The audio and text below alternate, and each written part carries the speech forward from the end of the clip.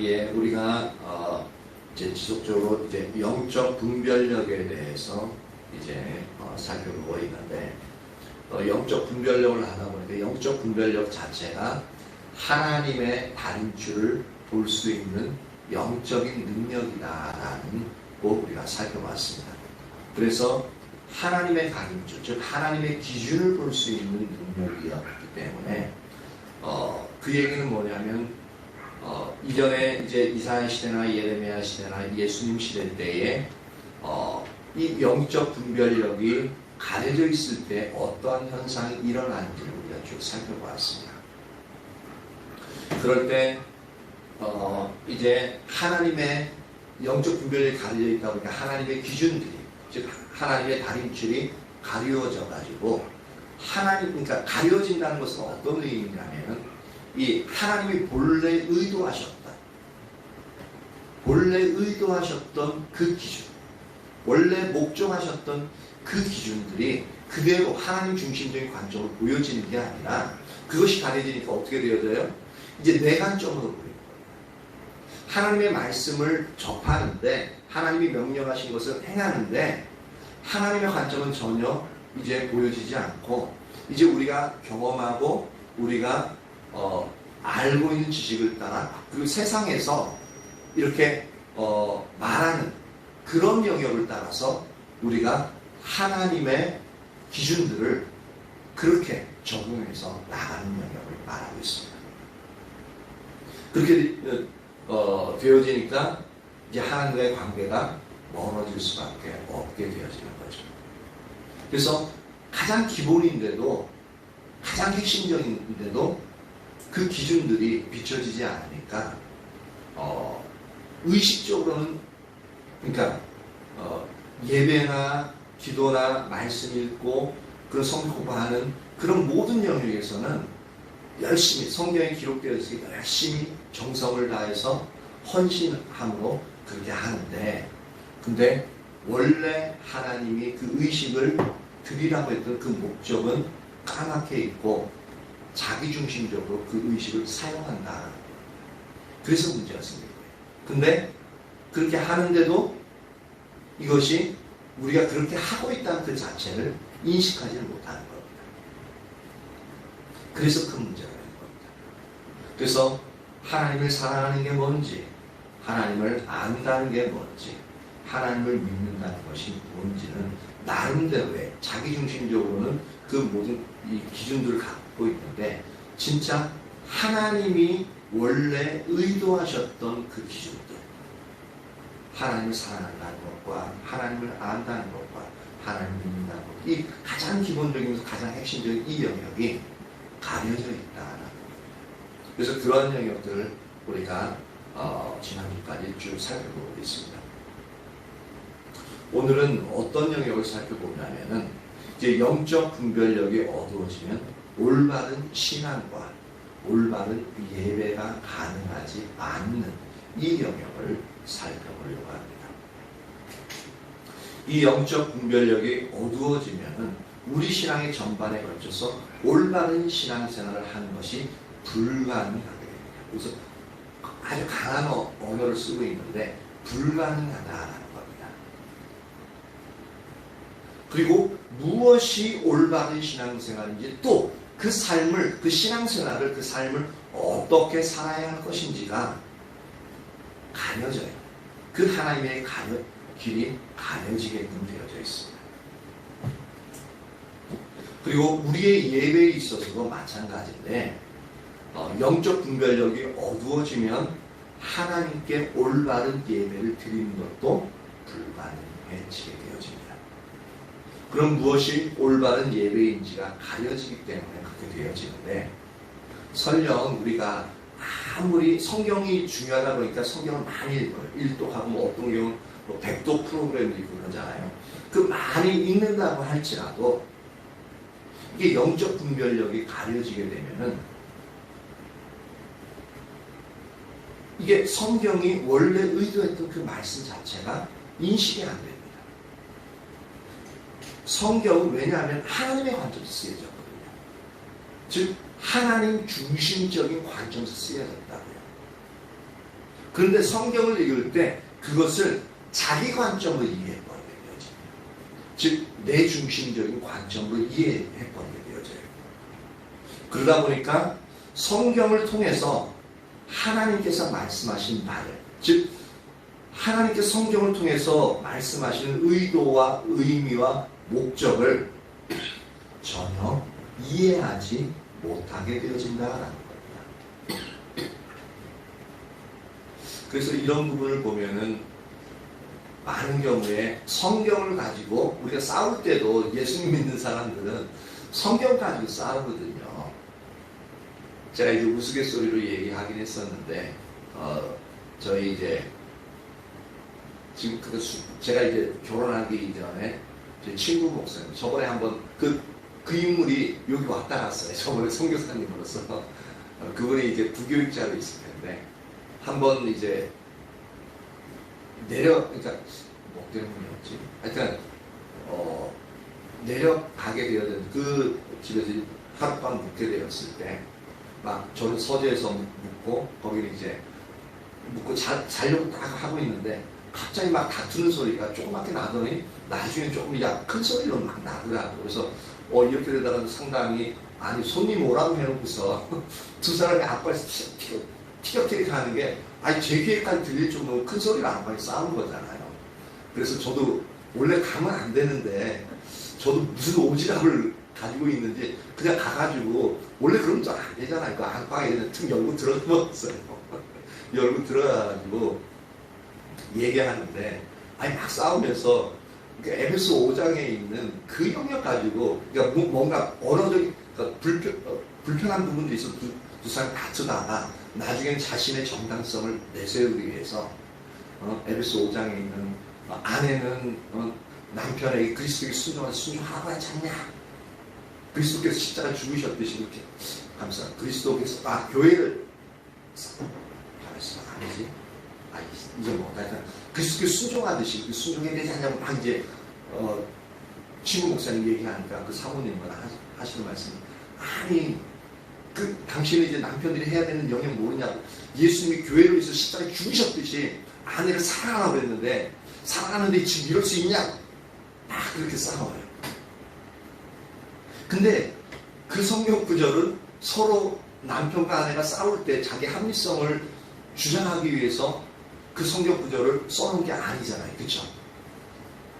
바로 이게 뭐냐면, 성경은 하나님의 관점에서 쓰여졌는데 우리가 어떻게 적용하냐면, 똑같은 성경 말씀인데 자기 관점에서, 자기 중심적인 관점에서 적용하다 보니까 그러한 일들이 일어나는 거예요. 그러니까 거기서부터 우리가 그렇게 하면서도 그것이 잘못된 줄 몰라요. 잘못된 줄 알면 그렇게 얘기를 안 하겠죠. 그죠? 그러니까 이렇게 아무리 성경을 알아도 우리가 영적인 분별이 가려지면 그러한 일들이 일어난다는 겁니다. 그래서 우리가 또 이제 이사야서 1장 10절 15절 한번 펴보십시오. 우리가 계속 이 부분을 이제 살펴보는데, 이사야서 1장 10절에서 15절입니다.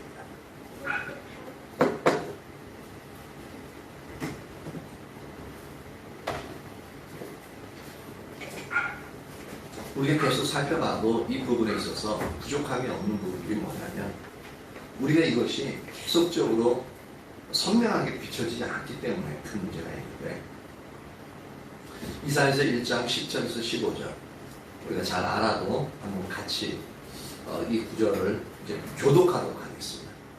제가 먼저 읽겠습니다. 10절에서 15절. 너희 소돔의 반원들아, 여호와의 말씀을 들을지어다. 너희 고모라의 백성아, 우리 하나님의 법에 귀를 기울일지어다.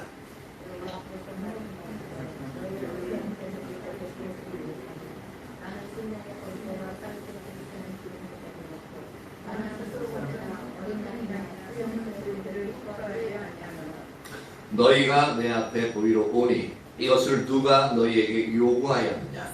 내 마당만 밟을 뿐이니라. 헛된 재물을 다시 가져오지 말라. 그냥은 내가 가정이 여기는 거요. 벌써 저항하시리라. 애로 보이는 것도 없으라니. 형의 화합으로 악을 행하는 것을 내가 든지 못하겠노라. 내 마음이 너희의 월삭과 정한 절기를 싫어하나니 그것이 내게 무거운 짐이라. 내가 지기에 곤비하였느니라. 너희가 손을 들 때에 내가 내 눈을 너희에게서 가리고 너희가 많이 기도할지라도 내가 듣지 아니하리니 이는 너희의 손에 피가 가득하니라. 아멘. 이 본문을 우리가 읽으면서 느낄 수 있는 것은 이스라엘 백성들이 진짜 하나님 보시기에 타락한 예배를 드리고 있음을 우리가 읽으면 누구나 이 부분을 느낄 수 있습니다. 그렇죠? 근데 제가 여기서 강조하고자 하는 건 뭐냐면 이들은 철저하게 성경에서 하나님이 말씀하시는 대로 그러한 예배를 드렸다는 것을 저는 강조하려고 합니다. 왜냐하면 그러니까 제가 지금 말하는 건 이스라엘 백성들의 관점에서 얘기하는 겁니다. 근데 이것은 성경은 누구의 관점에서 쓰였다고요? 하나님의 관점에서 쓰였어요. 근데 이스라엘의 관점에서는 이 예배가 성경적인 예배였던 것을 제가 이제 보려고 합니다. 11절 여호와께서 말씀하시되 너희의 무수한 재물이 내게 무엇이 가냐는데 무수한 재물. 그러니까 많은 이게 하나님의 평가가 뭐냐면 무수히 하나님 앞에 재물을 드렸다는 겁니다. 어떤 재물을? 소와 그 다음 이제 양과 염소를 드렸어요. 그것도 보면은 11절 하반절에 중간에 보면 살진 짐승의 기름이라는 표현을 쓰고 있습니다. 여기서 살진 짐승이라는 것은 원어적인 의미로서 가장 좋은 최상급의 재물을 하나님께 드렸다라고 말하고 있습니다. 소, 양, 염소는요 가장 고가의 그러니까 가장 대가를 많이 지불해야 되는 재물들입니다. 그러니까 이들이 정성이 없이 그리고 하나님을 사랑함이 없이 나름대로 이들이 생각하는 대로 하나님을 사랑함이 없이 이러한 재물들을 무수히 드릴 수는 없습니다. 그렇죠? 그들이 하나님을 사랑하지 않고서는 이렇게 헌신할 수 없다는 겁니다. 그러니까 그리고 이 예물들은 성경이 말하는 그대로의 예물이었습니다. 그 두 번째 이들이 성경적으로 예배를 드렸던 건 뭐냐면 12절 너희가 내 앞에 보이러 오니. 물론 이 부분은 그냥 아무 생각 없이 이제 그냥 하나님 앞에 나오는 그런 영역을 말할 수도 있겠지만 이 부분은 좀 더 이제 살펴봐서 우리가 출애굽기 23장 17절이나 34장 23절을 보면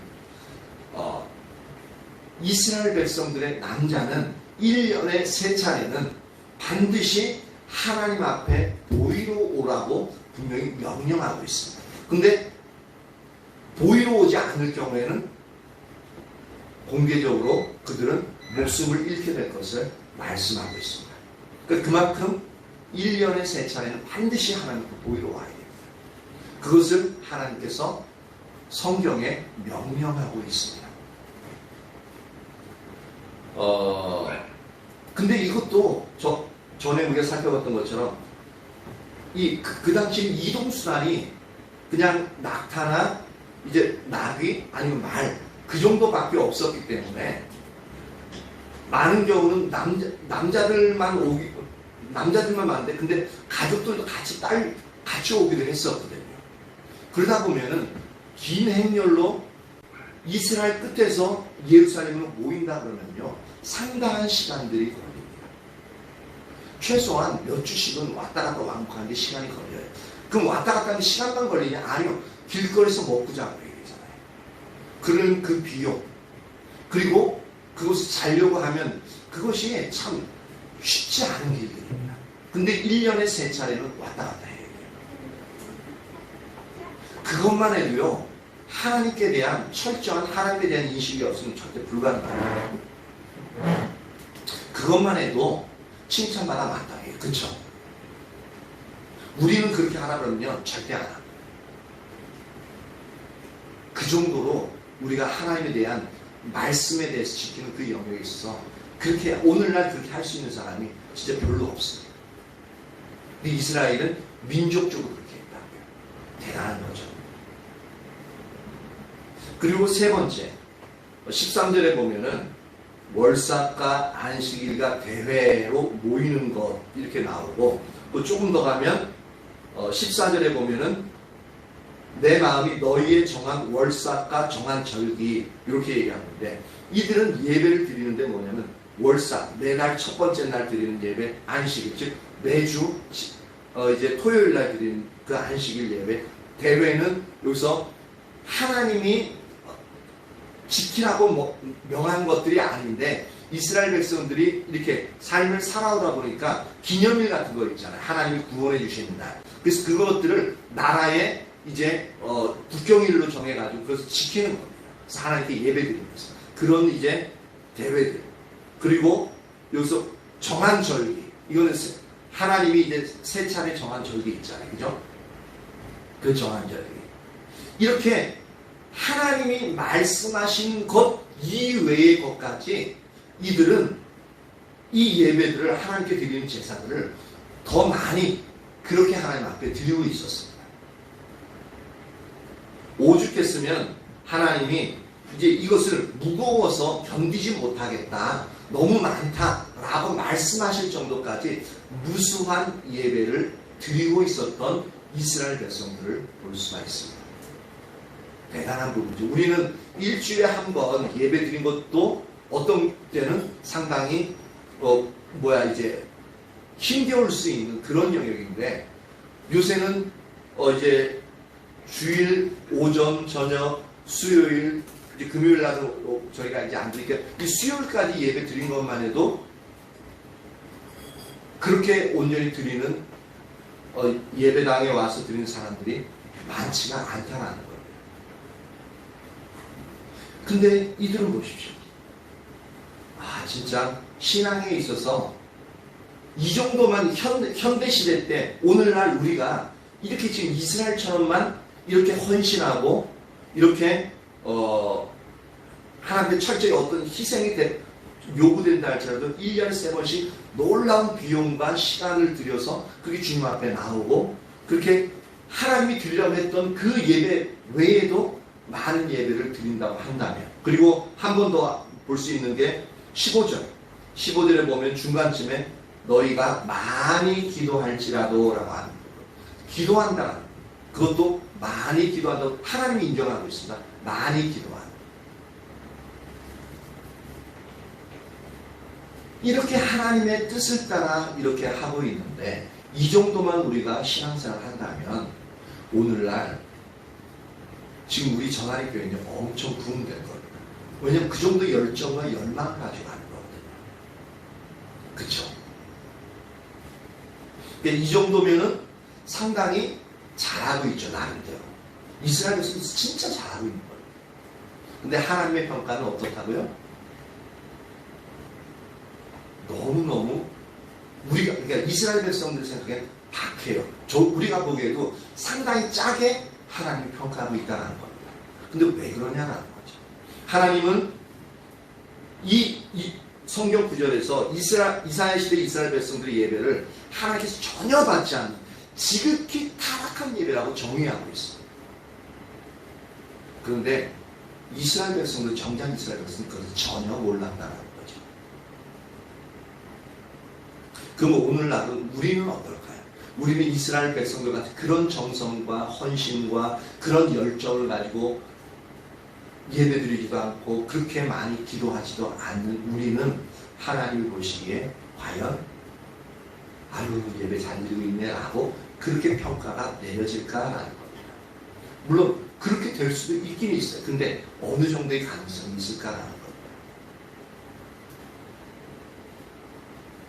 만약에 이스라엘 백성들이 하나님의 평가가 진짜 자신들이 드린 예배가 그렇다는 것을 알았다면 그들은 그렇게 엄청난 희생을 드리지 않았겠죠. 그렇죠? 그리고 그렇게 예배를 드리지도 않았을 겁니다. 그들은 자기들의 예배야말로 하나님이 가장 기뻐하시는 예배라고 그렇게 믿었기 때문에 그렇게 큰 희생과 많은 예배와 또 많은 기도를 드렸다라는 겁니다. 이건 의심을 여지가 없는 것 같아요. 그럼 근본적인 문제가 뭐냐라는 거죠.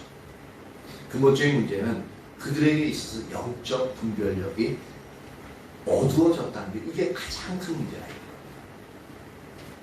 그래서 이사야서 6장 9절에서 10절을 한번 볼까요? 이사야서 6장 9절에서 10절을 보면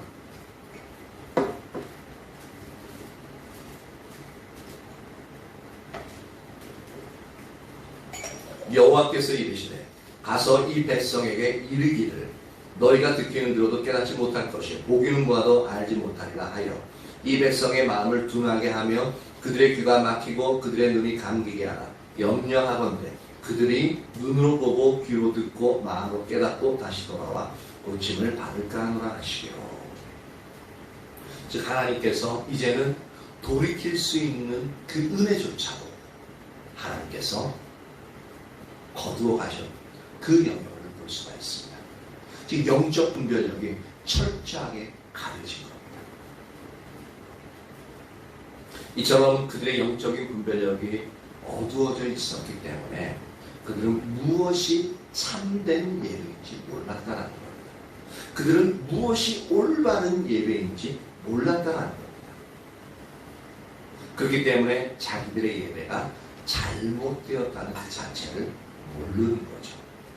우리도 우리들의 예배가 진짜 성경이 하나님이 말씀하신 대로 올바른 예배, 참된 예배를 드리고 있는지를 우리가 한번 이 시간을 통해서 곰곰이 살펴보시기 바랍니다.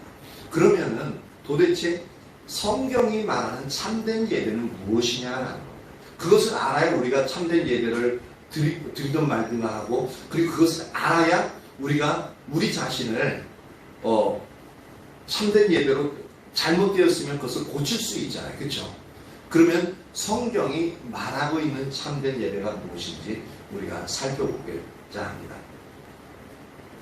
그렇게 보면서 이스라엘 백성에서 이 참된 예배에서 어느 영역이 잘못되었는지, 그래서 이 영역이 잘못되었기 때문에 하나님이 너무나도 큰 희생과 정성을 다해서 예배를 드림에도 불구하고 이렇게 평가하고 있다는 것을 우리가 한번 살펴보려고 합니다. 그러면 성경이 말하고 있는 참된 예배는 무엇이냐라는 거죠. 먼저 요한복음 4장 23절 24절을 한번 살펴봅니다. 요한복음 4장 23절 24절입니다. 이건 예수님께서 직접 이제 예배가 어떻게 드려져야 하는가를 이제 말씀하고 있는 부분이죠.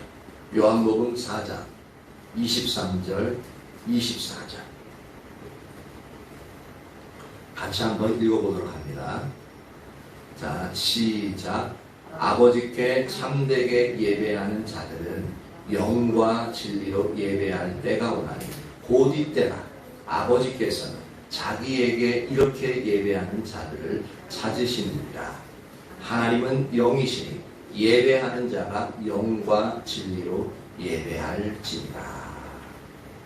그러니까 이 부분이 아버지께 참되게 예배하는 자, 즉 참된 예배를 말하는 자, 그렇죠? 참된 예배가 뭐냐면 영과 진리로 예배하는 것이다 라고 이야기하고 있습니다. 그리고 이때가 오는데 언제냐면 곧 이때라. 즉 예수님이 이제 초림하신 바로 이때, 복음을 전하는 바로 이때라 라고 말씀하고 있습니다. 이 얘기는 뭐냐면, 그럼 예전부터는 그러한 예배가 전혀 없었느냐? 아니요, 있었어요. 있었는데 그 예배 자체가 영과, 즉 성령과 진리로 드리는 예배가 완전히 무너져 있었습니다. 근데 예수님이 오시면서 그것은 다시 회복시킨다는 얘기입니다. 그러면은 성령과 진리로 예배를 드리는 영역이 어떤 것이냐라는 이 부분이 또 이제 문제가 되어지는데요. 이 부분에 대해서는 성경이 이제 그 상세하게 설명하는 부분은 없습니다. 그런데 이 성령과 진리로 드리는 이 예배에 대해서 이제 성경 전체적으로 이제 나름대로 정의해 보면 이렇습니다.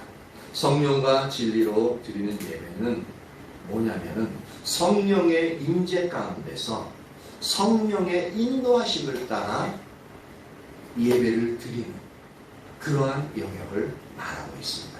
그러면서 회중 중심적인 말씀의 선포가 아닌 하나님의 의도와 의중과 목적에 따른 말씀이 선포되어질 때 주의 깊게 듣고 그 말씀에 순종하고자 하는 자세로 드리는 예배가 되어질 때 이게 바로 성령과 진리로 드리는 예배, 즉 참된 예배로서 정의할 수 있다는 겁니다.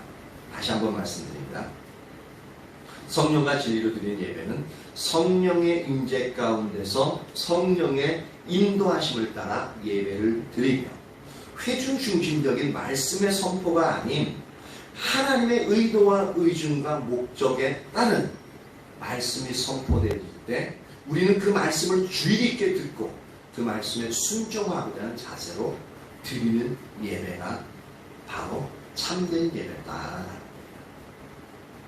그러면 이사야 시대 때 우리가 이사야서 1장 10절 15절을 살펴보면서 하나님 이스라엘은 그렇게 성경적으로 그렇게 정성을 다해서 예배를 드렸는데 하나님은 그것을 타락한 예배다, 가증한 예배다라고 말씀하신 그 이유가 무엇인가? 바로 이 성령과 진리로 드리는 이 영역이 파괴되어졌기 때문에 이 영역이 사라졌기 때문에 그렇게 얘기하는 겁니다. 근데 형식적인 면에서는 분명히 성경적입니다.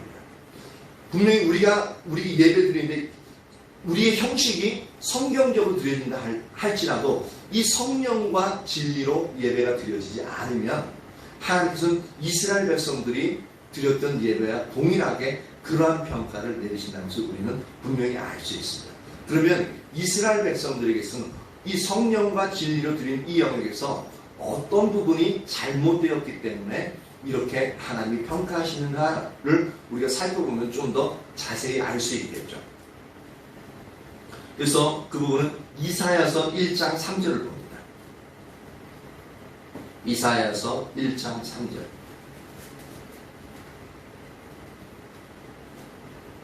이사야서 1장 3절과 4절. 이사야서 1장 3절과 4절.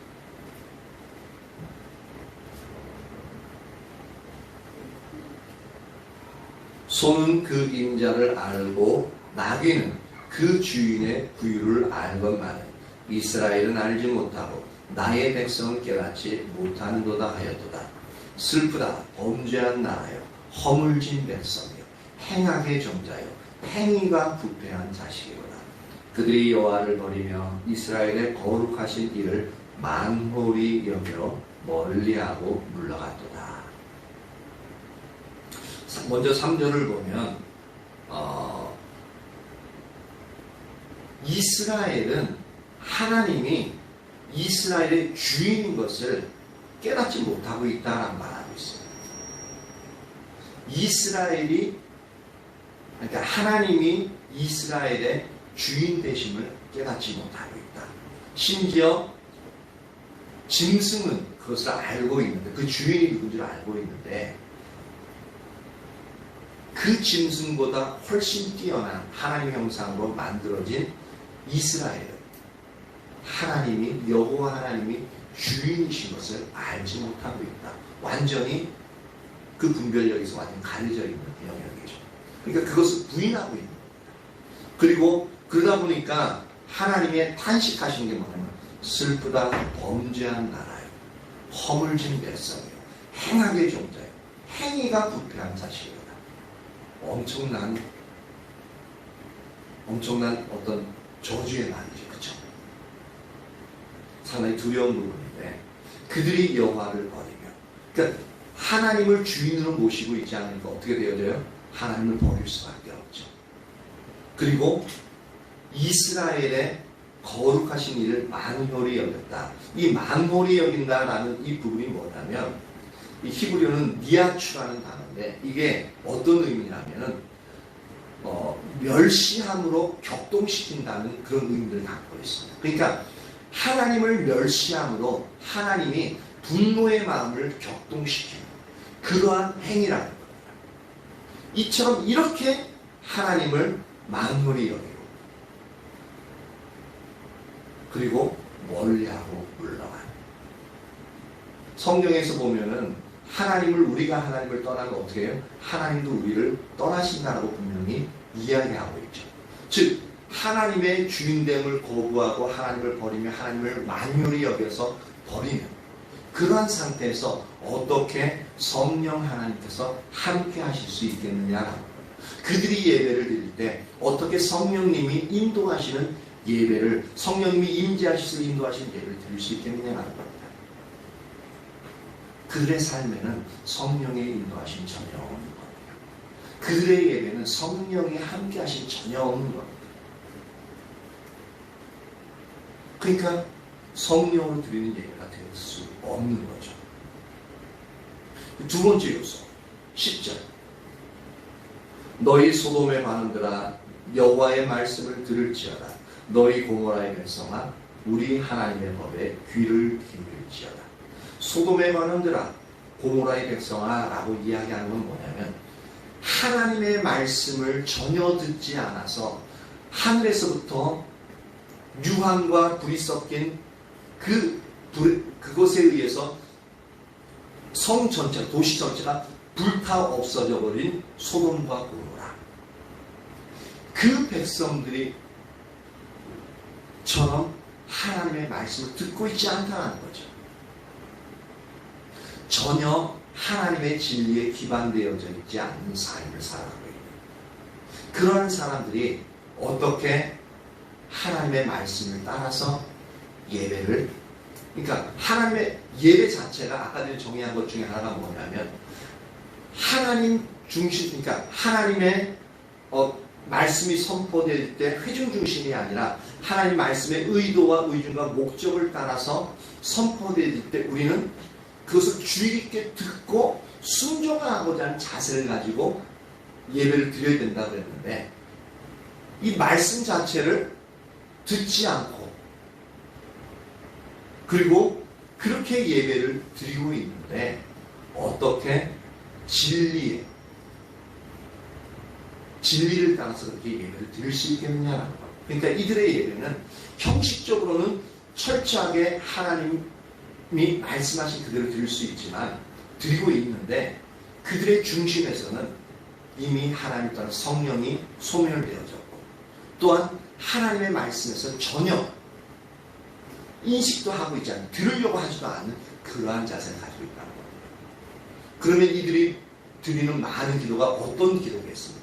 하나님 뜻이 이루어지기를 원합니다. 하나님 내게 말씀하신 그 뜻대로 이루어지기를 원합니다. 그렇게 기도를 드렸겠느냐라는 거죠. 아니죠. 철저하게 내가 원하는 것을 이루어 주시기 위해서 하나님은 철저하게 그 기도를 드리니까, 그래서 많이 기도할지라도 내가 듣지 않겠다는 얘기하고, 하나님의 뜻은 전혀 신경도 쓰지 않아요. 이처럼 이스라엘 백성들은 이러한 예배를 드리고 있었기 때문에 성령과 진리로 드린 예배, 참된 예배는 전혀 상관없는 예배를 드리고 있었기 때문에 그렇게 놀라운 희생과 정성과 그렇게 말씀대로 예배를 드림에도 불구하고 하나님은 전적으로 타락한 예배였음을 그렇게 이사야 선지자를 통해서 선언하고 있는 거죠.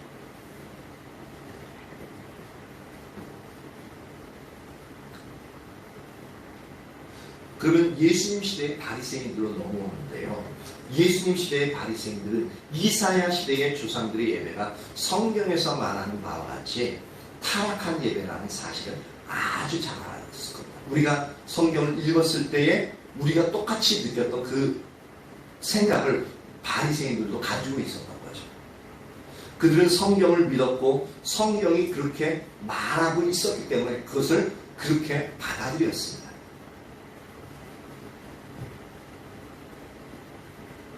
그래서 어쩌면 이 바리새인들은 이 성경 구절을 가지고 오늘 제가 얘기한 것처럼 많은 설교를 했을지도 모릅니다.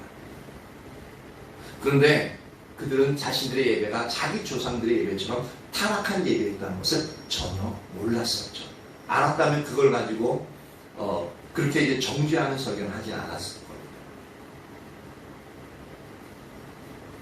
그런데 하나님은 그들의 예배가 자기 조상들의 예배와 정확하게 똑같이 타락한 예배라고 그렇게 말씀하셨다는데 큰 문제가 있습니다. 우리는 조상들과 같이 이런 타락한 예배를 드려서 안 됩니다라고 분명히 설교했는데 하나님은 너희들도 똑같이 그 예배를 드리고 있어라고 평가했다는 겁니다. 그 평가가 뭐냐면 마태복음 13장 14절에서 15절에 보면 그렇게 나옵니다. 이사야의 예언이 그들에게 이루어졌으니 일러스되 너희가 듣기는 들어도 깨닫지 못할 것이요 보기는 보아도 알지 못하리라. 이 백성들의 마음이 완악하여서 그 귀는 듣기에 둔하고 눈은 감았으며 이는 눈으로 보고 귀로 듣고 마음으로 깨달아 돌이켜 내게 고침을 받을까 두려워함이라 하였느니라. 이사야 선지자가 이스라엘 백성들에게 행했던 이 말씀이 14절에 보니까 예수님이 하신 말씀이 이사야의 예언이 그들에게 즉 너희들이 바리새인들에게 이루어졌다라고 말하고 있습니다. 그러니까 이사야 시대의 이스라엘 백성들의 영적인 상태와 예수님 시대의 바리새인들의 영적인 상태가 동일하다는 얘기죠. 그러니까 동일하게 영적인 분별이 가려져 있으니까 똑같은 예배를 드리고 있다는 얘기가 되어집니다. 그런데 바리새인들은 전혀 그것을 몰랐다는 거죠. 이처럼 예수님 시대의 바리새인들의 문제도 영적인 분별력이 가려졌다는데 근본적인 문제가 있는 겁니다.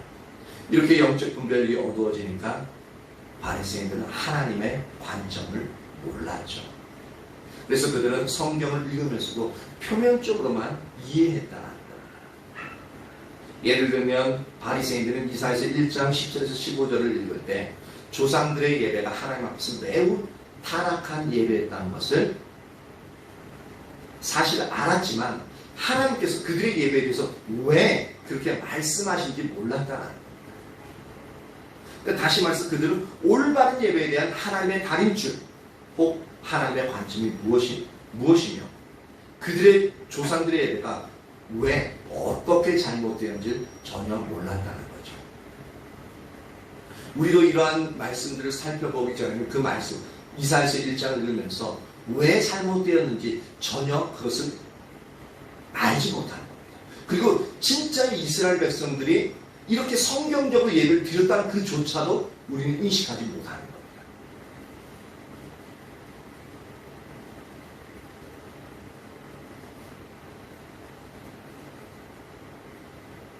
만약 바리새인들이 하나님의 관점에서 이사야서 1장 10절 15절의 말씀을 이해할 수 있었다면 이스라엘 백성들은 그 바리새인들은 자신들의 예배가 동일하게 그 조상들의 예배와 동일하게 타락한 예배였다는 것을 분명히 알 수 있었을 겁니다. 우리가 지금 이 설교를 제가 하고 여러분들은 듣고 있지만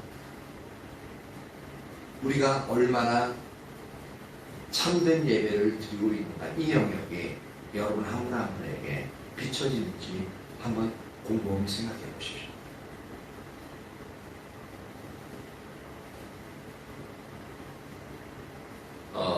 그 여섯 번째로 우리가 살펴볼 것은 영적 분별력이 어두워진 결과로 나온 왜곡된 신앙이 바로 거짓 신앙책이라는 것을 살펴보려고 합니다. 우리 신앙은 철저하게 하나님의 다림줄에 의한 삶입니다. 우리 신앙이 타락하면 영적 분별이 가려진다라고 말씀드렸죠. 또한 영적 분별력이 어두워지면 우리에게서 하나님의 다림줄이 그렇게 가려져요.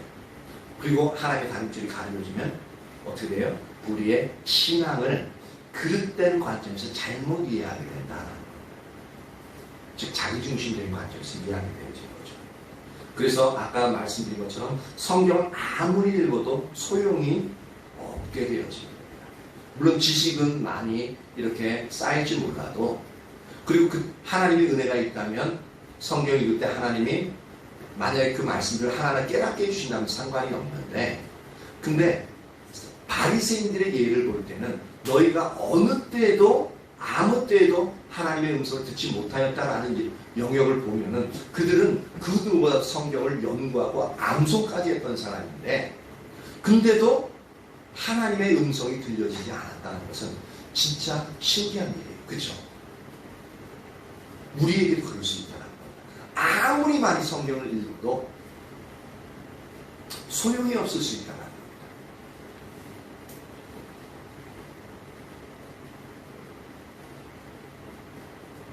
성경은 하나님의 관점이 아닌 즉 하나님 중심적인 관점이 아닌 우리가 가지고 있는 잘못된 관점, 즉 자기중심적인 관점으로 이해하기 때문에 그러한 일들이 일어난다는 거죠.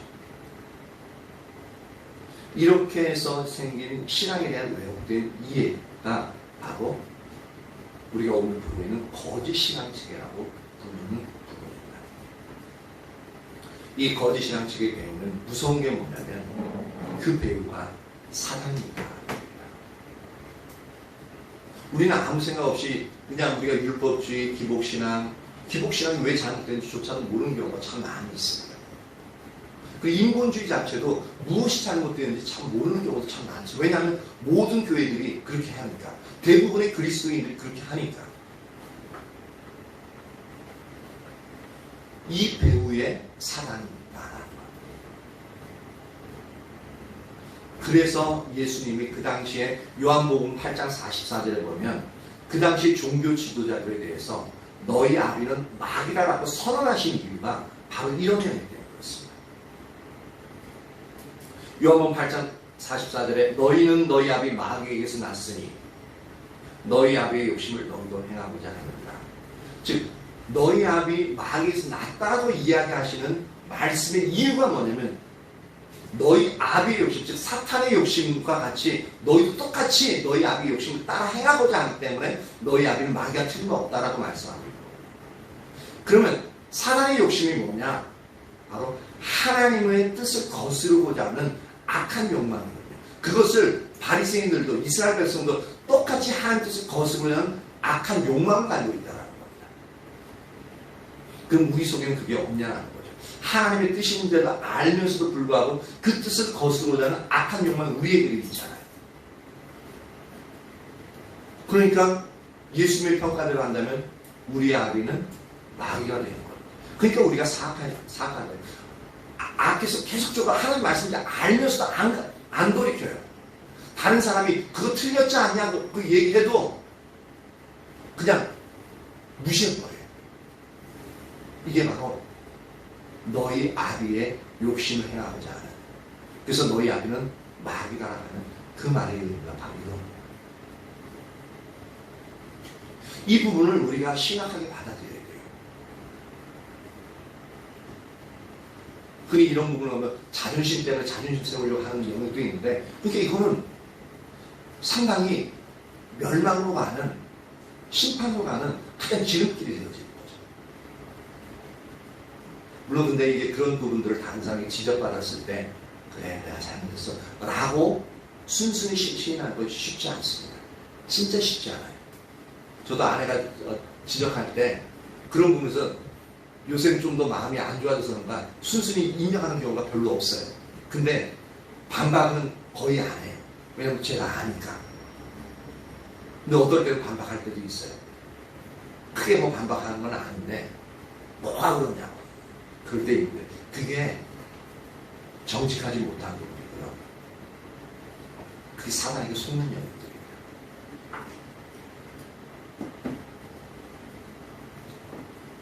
우리 아내도 보면 제가 그렇게 지적하는 말라 그럴 때가 많거든요. 서로 마찬가지예요. 근데 우리가 이런 부분 좋은 부분이 아닙니다. 이 말씀에 비춰보면 우리가 누구 뒤에 줄 서 있는 거예요? 사람 뒤에 줄 서 있는 거예요. 그렇죠? 우리 예수님 믿는다고 하는데 하나님의 자녀라고 하는데 사람 뒤에 줄 서 있다는 거예요.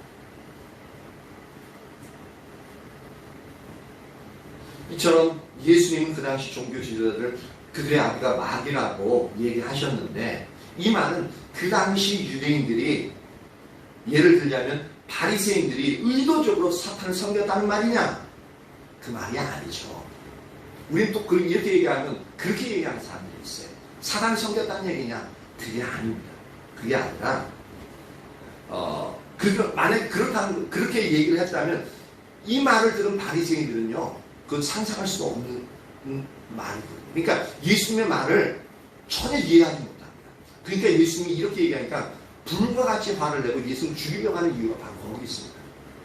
아니 여러분에게, 아니 여러분이 저에게 당신의 아비는 사탄이라고, 사탄이 하고자 하는 그대로 네가 그런 욕심을 가지고 그 일들을 하고 있다고 그 말 들으면 여러분들 그래 고마워 나의 잘못을 그렇게 콕 찍어줘서 얘기해줘서 너무 고마워 그렇게 얘기하실 분 있습니까? 저는요 그냥 얼굴 붉으락붉으락 할 거예요. 아내가 좋은 저희 아내가 좋은 언어로서 최대한 저 존중하는 언어로서 부드러운 언어로서 돌려가지고 얘기해도 별로 기분 안 좋거든요. 잘못했음에도 불구하고. 근데 직접적으로 예수님이 했던 것처럼 이렇게 우리가 얘기 듣는다고 해보십시오. 가만히 있겠냐고요. 가만히 있을 사람은 없습니다.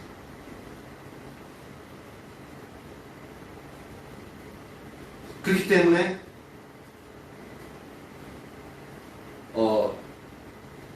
이들은 상상할 수 없는 말을 듣는 거예요.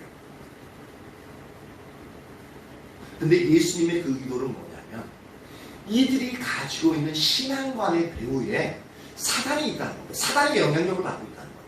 왜? 사단이 행했던 그 욕심 그대로 이들도 하나님을 거스르고 하는 악한 욕심을 가지고 있기 때문에.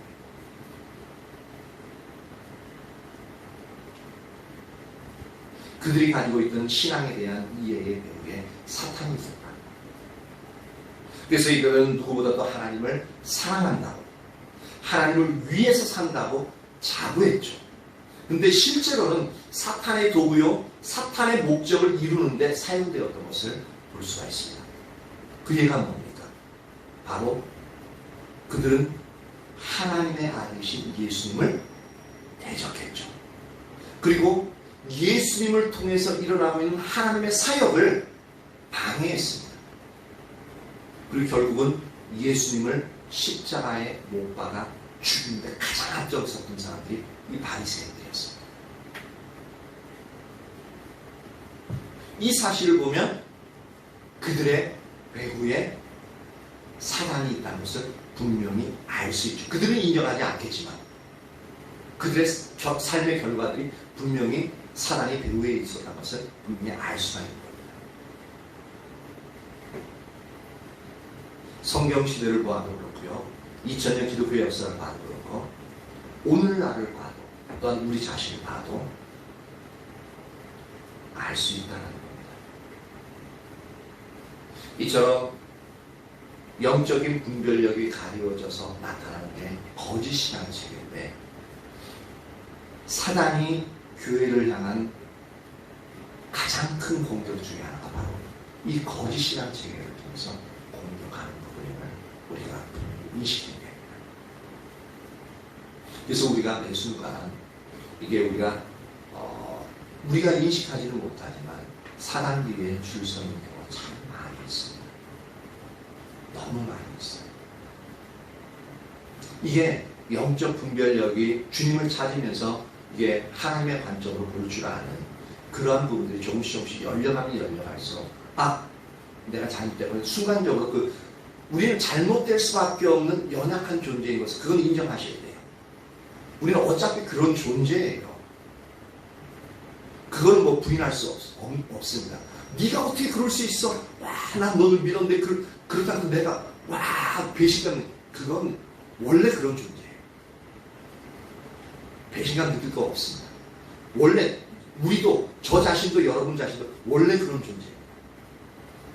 근데 하나님께 민감하고 하나님 찾아나가는 사람은 내가 그렇게 잘못됐을 때 빨리빨리 그것을 캐치할 수 있고 다른 사람이 내게 얘기할 때 그것을 순순히 정직하게 인정할 수 있습니다.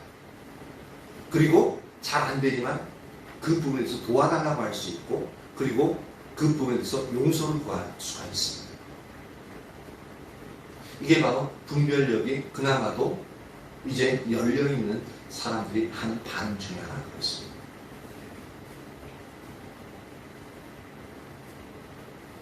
네, 오늘 말씀은 이제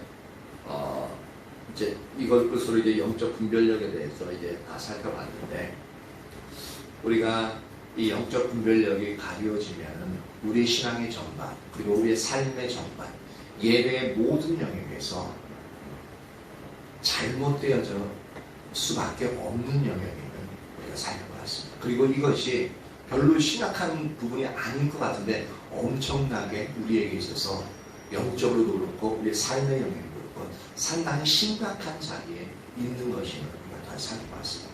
근데 우리가 하나님을 떠나면 떠날수록 분별력이 가려지는 가운데서 이것의 심각성을 그러니까 인식하지 못하는데 더 큰 심각한 점이 있다는 거죠.